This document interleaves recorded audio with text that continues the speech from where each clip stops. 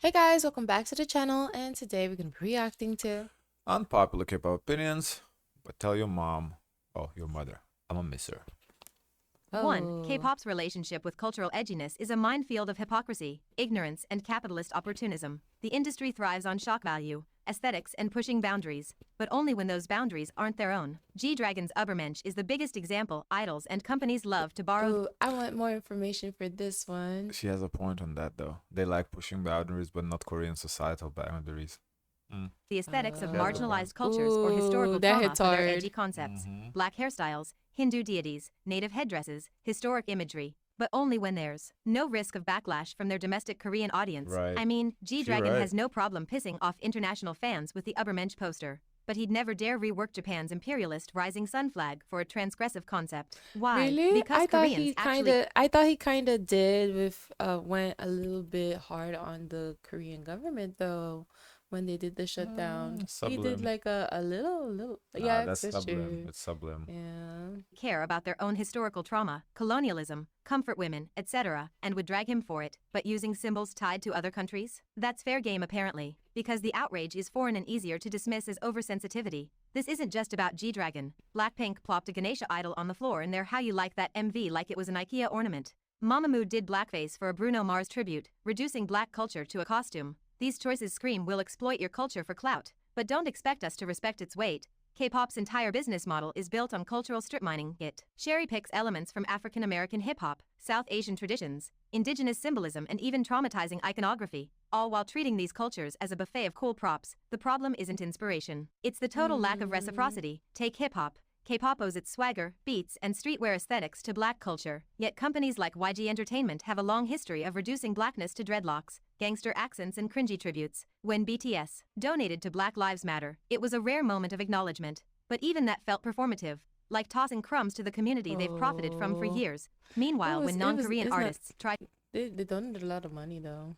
It was a big chunk of Yeah, I money. think they donated a million, and then the army matched a million, I believe. Yeah, that's a lot of money. Mm-hmm.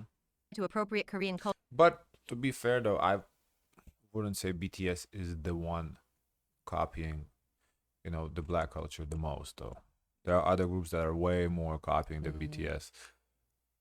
I I didn't even think of it that way that, they're okay with other cultures into their performances, but they don't touch anything on theirs. Yeah, this is a I didn't great think point of she's making. that. She's making a great point. Yeah. That's a lot to think about. But yeah, that cultural appropriation that I think, when it comes to BTS, maybe they have done it, but I don't think it's like overwhelming where there are groups that legit that's all they do is culturally appropriate. Like for example, Young Posse.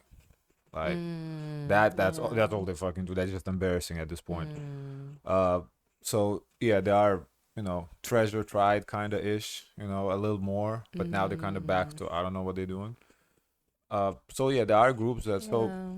I don't know why she's bringing BTS into this. I've never exactly seen them because just because they have rap songs doesn't mean they're culturally appropriating either. So yeah, I don't know. I don't feel like BTS deserves a call out here. culture. Fans lose their minds, sending a clear message that our culture is sacred while yours is up for grabs. It's wild. When called out, the industry's go to defense is artistic license or we didn't know, a flimsy excuse in the age of Google, G-Dragons. Fans claims the Ubermensch imagery was a misunderstanding, but come on, you don't slap a term tied to that specific ideology on a poster with militaristic fonts and not expect backlash. This is the same guy who posed in blackface for a Trayvon Martin tribute in 2012. At some point, ignorance stops being an alibi and becomes willful negligence. Companies like Hybe and SM aren't clueless, they're strategic. They know controversy drives engagement. Take NCT's mosque-inspired merch or Luna's Bollywood-esque Oof. headpieces. Those choices were Oof. What is that mosque inspired? Like from the Muslim culture, the mosque is like where they go to pray. Oh, okay. calculated to seem exotic and boundary-pushing to Korean audiences while alienating the very cultures they're pillaging. I mean, if we're being real, K-pop's edginess is only possible because of global power dynamics. South Korea, while historically colonized, now operates as a cultural colonizer, exporting its music while absorbing and sanitizing elements from less dominant cultures. When a Korean idol wears a durag or cornrows, it's fashion. When a black person does it, they're stereotyped. This isn't just about race. Look at how Hindu and Buddhist Yeah, she's going in hard, but Mm-hmm. she It's is facts. right. She is right. I mean, Yeah, I don't even have nothing Mm. to come back. I usually, I like to pick something, kind of dispute. I have nothing to really say. I mean, she's right Mm. about everything. Symbols are trivialized. Blackpink's Ganesha incident wasn't just disrespectful, it reinforced the Western gaze that reduces Eastern religions to mystical decor. Meanwhile, What? What are you talking about? race, look at how Hindu and Buddhist symbols are trivialized. Blackpink's Ganesha incident wasn't What is Kanesha? I don't know. Uh-huh. just Haven't disrespectful, heard. it reinforced the Western gaze that reduces Eastern religions to mystical decor. Meanwhile, you'd never see a K-pop group mocking Korean Confucian rituals in a MV. Why? Because they know their audience would riot. K-pop is a soft power empire built on cultural extraction. The government funds it. Companies globalize it and fans You defend know, it, I even when never it's thought blatant. about that because it's very rare, if any, we see any like. But I'm thinking, do we not just see that because of the groups we react to? In K-pop, that Yeah, they're not calling out Korean culture. yeah. Nah, they don't. We react to a lot of groups, and they don't. They just don't. Period. Mm, Because if somebody did, they would be on one of the T videos, and we would know. mm. And they just don't. Nobody That's not like a good look. the farthest they go about addressing something in Korea is like a subliminal tweet. Like, oh, Mm, G Dragon reposted something that might be related to the president thing. mm. Like, come on. You're right. Harmful. The industry's refusal to hire diverse creative teams like consultants from the cultures they borrow from ensures that appropriation keeps happening. And let's not pretend this is unique to K-pop. Western artists do this too. Looking at you, Miley Cyrus. But K-pop's hybridity masks its extractive core. It's easier to What did Miley Cyrus do? Like Miley Cyrus, she goes in between different looks.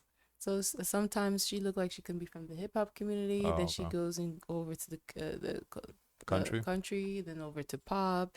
It's like she's easily able to go to different like sides of this music industry as different faces, but others are not really able to do that, or they cannot benefit from that. Mm-hmm. Like for example, when Beyonce goes over and she tries to do country, she gets a lot of backlash from that. So that's an interesting analogy to that too as well. frame cultural theft as appreciation when your entire brand is about blending genres and styles. But blending requires respect, not just remixing. Edginess without accountability is just exploitation. If K-pop wants to be truly edgy, it needs to grapple with its own contradictions. Why not That's tackle true. I would Korea's like xenophobic to see that. Honestly, I would like to see that. That would be actually really dope and new.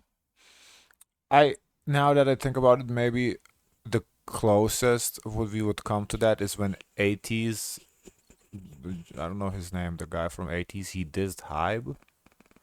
That's kind of like the first diss that I saw that like actually within Korea that he's not afraid to call. Although he didn't say hi or didn't call No, him by name. I still. think that's why I said the closest. What we need to see is Mm, like say by name, like you motherfucker. yeah, that would be That new. yeah, that's what we need to see. Like when you diss somebody, you can't like subliminally just like you gotta say the name.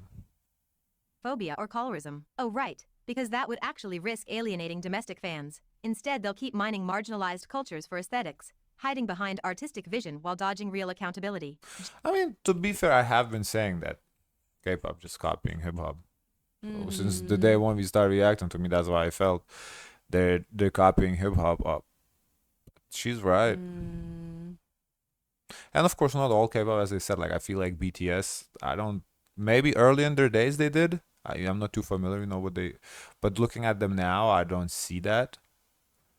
So it's hard to say. But and not just BTS, like Stray Kids also. I don't really get the vibe that they're copying anything. But there are groups that definitely are. G-Dragon's Ubermensch saga is a symptom of a rotting system. Until companies start seeing other cultures as more than mood boards, these scandals will keep cycling and fans of color will keep screaming into the void, wondering why their humanity is less sacred than a comeback's shock value. I hope I didn't offend anyone with this opinion. That's not my intent. 2NE1's Dara. wow, Ooh, that I was like that. that was good. Kudos to you. That was Very good. powerful. That was on point. Yeah, I agree with basically everything she said. Yeah. Revealed on a I don't variety even know who she is or who he is. Yeah, that was good. That was impactful. show 8 months ago that she dated a 14-year-old boy when she was 19. A video from the show recently resurfaced online showing Dara telling her groupmate Minzy about the incident. In the video, Dara What? explains that when she was 19, a cute guy asked for her number, but she discovered he was only 14. To date him, she lied about her age, claiming she was 16. In the clip, Dara recounts the story as if it were a cute and harmless We talked about this on Discord this morning. Yes, it's an interesting situation. Girl, you should have kept that to the Yeah, grave. that's That is something. not Yeah, cute. that's something just keep to yourself.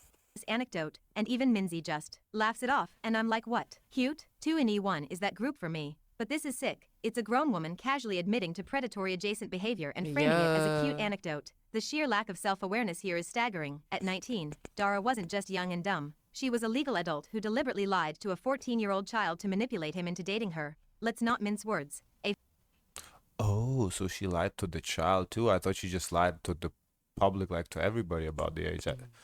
I thought the kid knew. Ooh, so she lied to the How did kid. these two meet? Like, I would assume they're idols, both are idols. oh. A 14-year-old is a kid, still navigating puberty and middle school drama, while a 19-year-old is old enough to vote, drink in some countries, and fully grasp the power imbalance here. The fact that she reduced this to a sorry I couldn't resist the cuties I'm moment on her own 14. YouTube channel, edited, approved, and monetized, isn't just no The- 14 will look What's right. what's weird also what she's saying is that whoever like posted it, edited, they didn't have a problem with it either. Like nobody. No, there's always a double standard with women. That is definitely double thing. Yeah, if this was a man, ooh, we'll be putting him in jail right now. Immediately. Yeah. tone deaf. It's a neon sign flashing, we don't see a problem. What's worse, the reaction or lack thereof. Minzy laughing it off as adorable and fans hand-waving it as just a harmless crush expose how normalized this crap is in certain circles. Imagine It's a not a crush, 19-year-old they dude lying about dated, his no? age to date a 14-year-old girl. It's not a crush, you think. It's just a crush. They dated. There'd be torches and pitchforks, but because Dara's a woman and it's packaged with K-pop's squeaky Coldplay facade, everyone's shrugging like boys mature faster or it was just a few platonic dates. They do Please stop. not. The double standard is rancid. Whether they did anything or not is irrelevant. She weaponized deception to access a minor, full Yeah. stop. And let's not let her off the Yeah, hook with I it don't was like 21 that. years ago excuse. A 40-year-old Dara choosing to resurrect this story in 2024, a time when discourse about grooming and power dynamics is front and center, shows she's either clueless or doesn't care. This isn't a slip-up. It's a curated narrative. Her team greenlit this. They I edited can't the believe video, she just added said cheeky that. captions, and uploaded it to her Ugh. platform, knowing Yeah, I can't believe he Girl. said that. I can't believe the team approved it. Yeah, They the posted team it. is so It's like- blind. They cannot see. it's not that they're blind. They just think it's okay. Okay, Yeah, they didn't see a problem yeah. with it. That's crazy. It just kind of shows the Korean societal norms, which is the point one that she was going about. Why is nobody coming out and addressing those norms? You know? well how it'd play. That's not an accident. It's a choice to romanticize sketchy behavior. The mental gymnastics to defend this are wild. Platonic dates. She didn't Like a groom him. Cool. 19-year-old and a 14-year-old look drastically different. Drastically.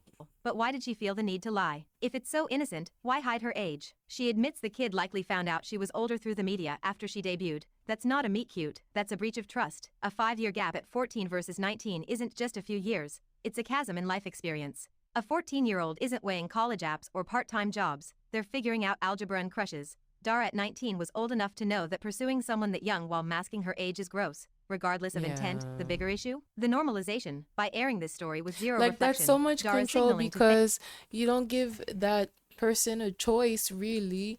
They're not, they're kind of confused, like how you didn't tell them how old you were. Like maybe if they had known how old you were, you know that they wouldn't be Yeah. okay with it.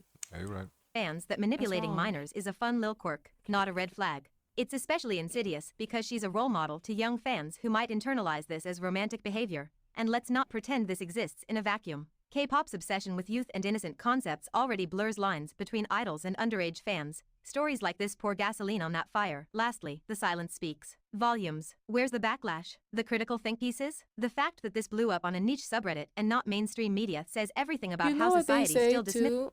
They say when you become like a star, you kind of freeze at the age when you first become a star and you never grow up. You always feel like you're that age. So when cause you kind of have your life kind of taken away from you, your personal life, working, you don't get to live out your childhood. So you're always freeze to that age where you lost your childhood. And once you start to do childhood things, you are at that point. Interesting. I never heard that, but I mean, does kind of make sense. dismisses women as non-threatening, even when their actions mirror predatory behavior. If we're gonna drag male idols for glancing at a minor sideways, hold female idols to the same standard. Otherwise, this double standard isn't just hypocritical, it's dangerous. 4. Born Again might be the collab of the year. It's a masterclass in balancing star power without letting egos trample the groove. Take notes, don't call me angel. That disco funk bass line is a cheat code. It's slick without trying too hard. Wow. Towing the line between nostalgia and reinvention, the synth work glimmers like a mirror ball, and the percussion is so clean it practically snaps your neck into rhythm. The whole thing drips with unapologetic confidence and chemistry, and Lisa flipping the script and opting to sing instead of rap? Bold move, but it works. Yeah, Her tone here is we sassy. weren't expecting that Yeah, the question Completely. is, I wonder how the song is gonna be live, live. Yeah. because it's a lot of auto tune on there.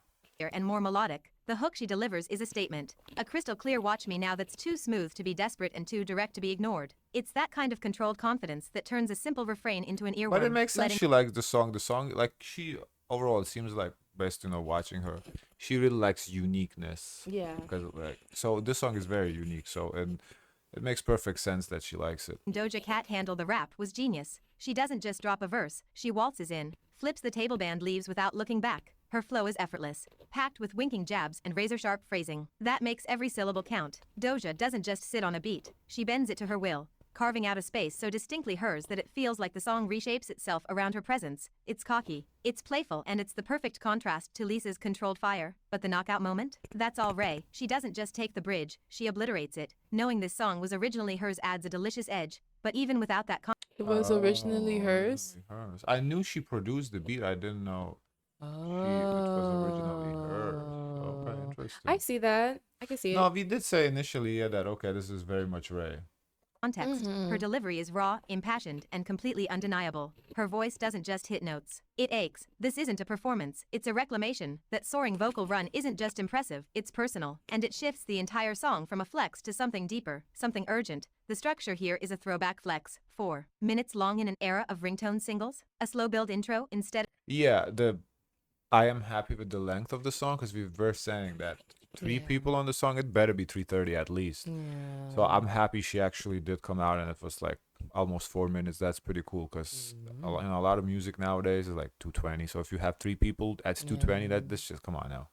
But no, 3:30 to 4 minutes, whatever the length of the song, that was really well done. Instead of jumping straight to the chorus, actual dynamics instead of one flat looped beat. It's almost rebellious. The way each woman transitions into the next is seamless, like a perfectly executed relay race where no one drops the baton, every section breathes, giving each artist the space to shine without stepping on anyone else's moment. Lyrically, it's a middle finger wrapped in glitter. The entire song is built on the kind of post-breakup glow-up energy that makes you want to re-download dating apps just to leave people on read. But it's the delivery Uh-oh. that sells it. My favorite line was "Tell your mother I'ma miss What? her." I was That's gagged. funny. 4. Let's review It's all hours. funny. Come back, gimme, gimme. I guess we can stop here because We didn't see this don't know one. this one. Yeah. Okay. Guys, of course, let us know your thoughts. Don't forget to like, comment, and subscribe. Join the Discord. And as always, share as much kindness as possible.